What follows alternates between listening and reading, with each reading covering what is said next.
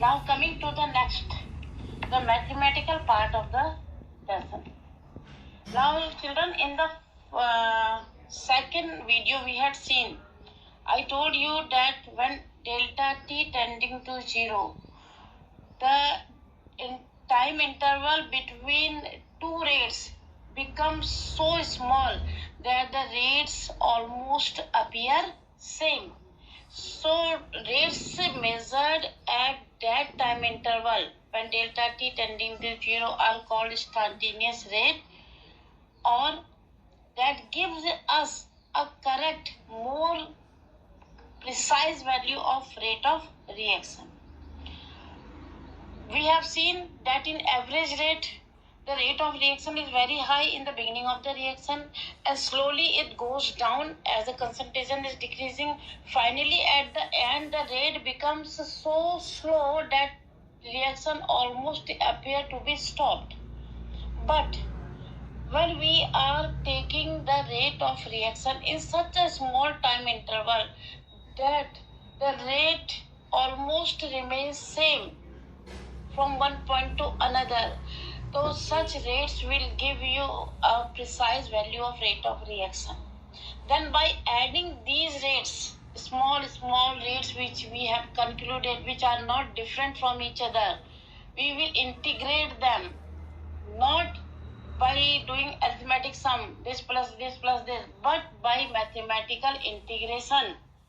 That is a method of integrating the small things from between a particular time interval or between a particular span.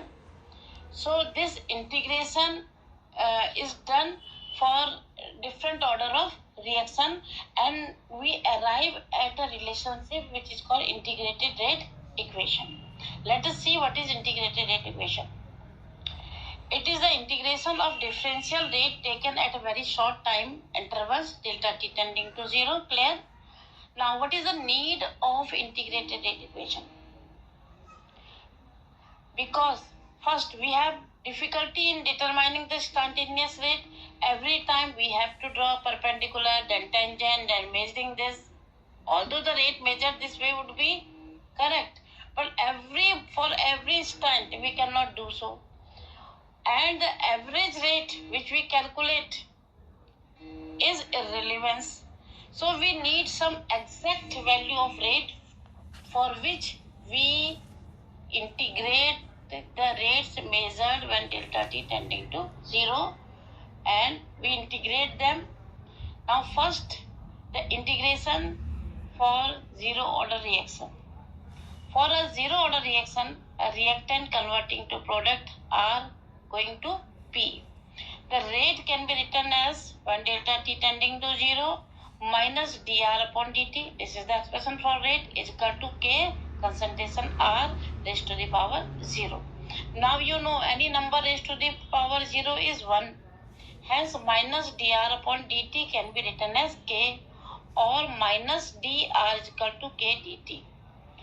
When we integrate it, now this the biology student have to cram it, and those who are studying mathematics, they will study integration maybe in July or maybe in the end of May. Now when we are integrating this equation both sides, we get concentration R is equal to minus Kt plus I, where I is integration constant.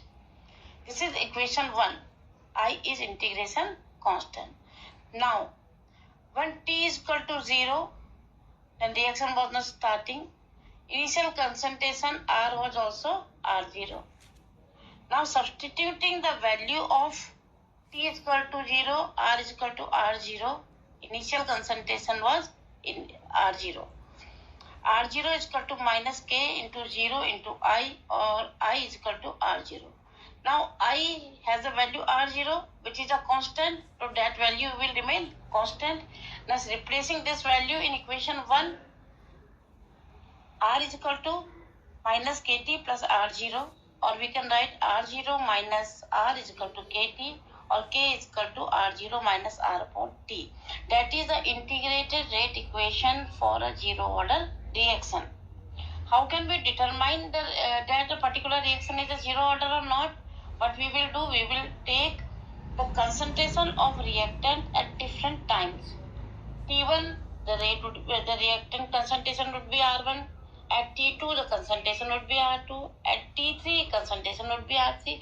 By changing the value of R and T in this expression, we will always get the constant value of K. It gives us the value of K which is always constant. It means the reaction is following a zero order path. Clear? Now, example of zero order reaction are decomposition of ammonia on platinum, decomposition of hydrogen iodide on gold surface,